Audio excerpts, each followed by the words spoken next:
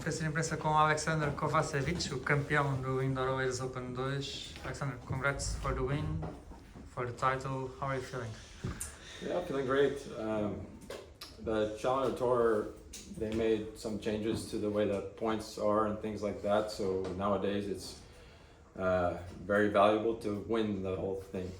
It's not as, especially for me at my ranking, it doesn't do me as much to make the finals or semifinals as cool as it is and as awesome as it is to make the semifinals and finals and playing well.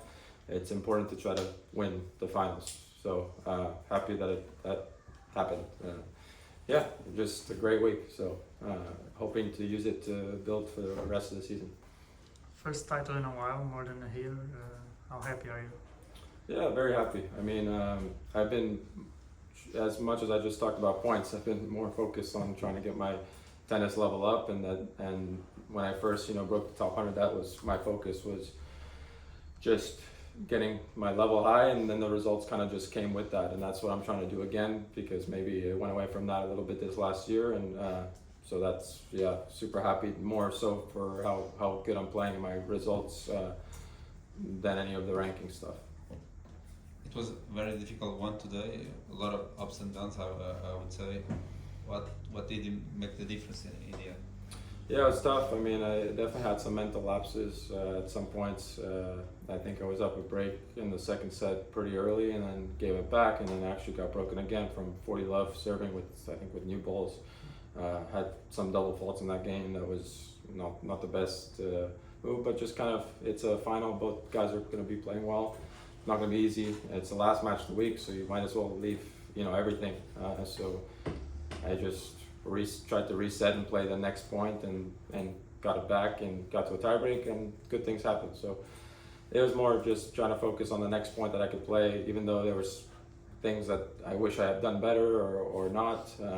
Still, with you have to remind yourself when you're out there sometimes, like, as much as I was up a set and a break, but being a set and a break, being up a set and a breakdown still before the match, if you said, hey, would you take this? I would probably say, yeah, I would do that, because it's still, you're still in the lead ahead. So you got to remember, even though maybe I messed up in some moments, to try to kind of reset the mind and look at it in a different way and keep fighting.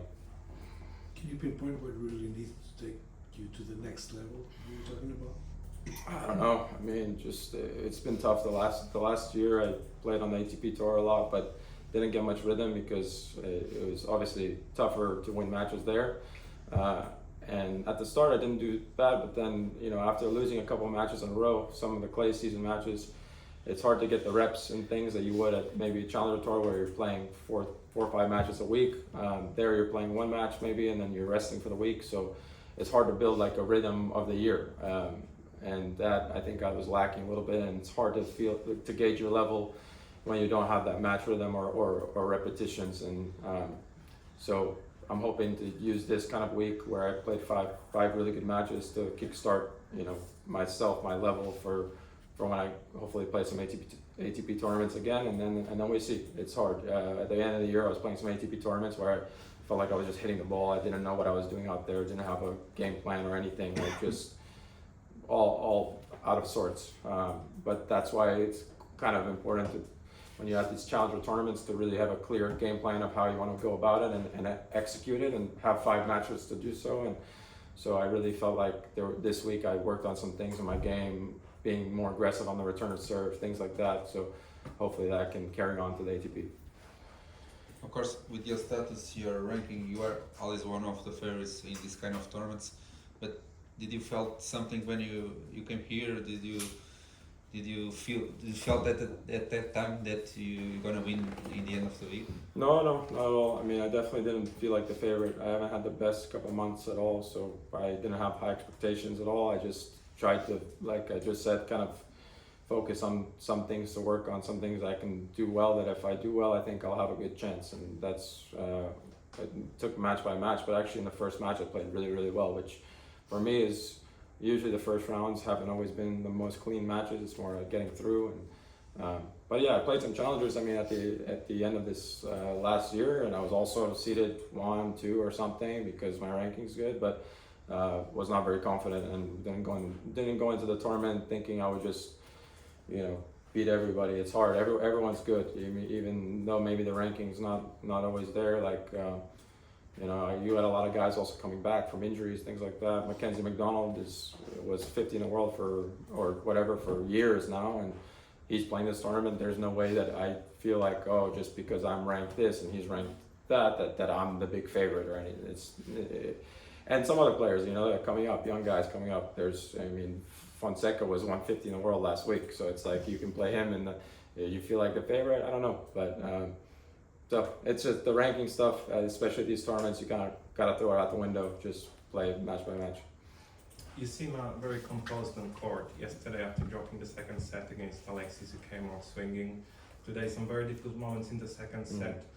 How difficult is it to maintain that composure, that belief that you can do it when your opponent doesn't seem to miss? Yeah, it's not easy.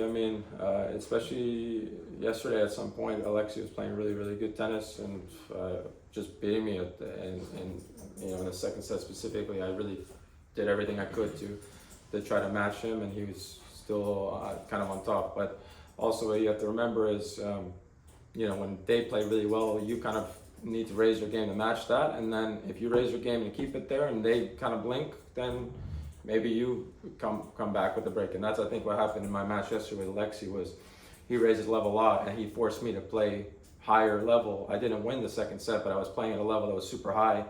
And then I think he started the third set with a little bit, wasn't there fully. And then I took advantage, broke quick. And there's the beauty is in that the fact is, when your opponent's playing better, a lot of times if you're raising your level, then you're just playing a really good tennis match. It's fun, And when tennis is fun and things are flowing, then there's not too much going on in the brain as well. At least for me, the more so is today I got a little bit nervous and things when I was up a set in a break, kind of felt like I was pulling away with the match. That's when I started to think a little bit more. But when the level is super high between both players, actually that's the time that I think your brain shuts off and you're just trying to, play the ball that's playing you, especially the guys, ripping shots. There's nothing really to do other than to react to what he's doing. We're going to have a tournament here next week, Tuesday starts. Did you think about playing back-to-back? Was the decision for you?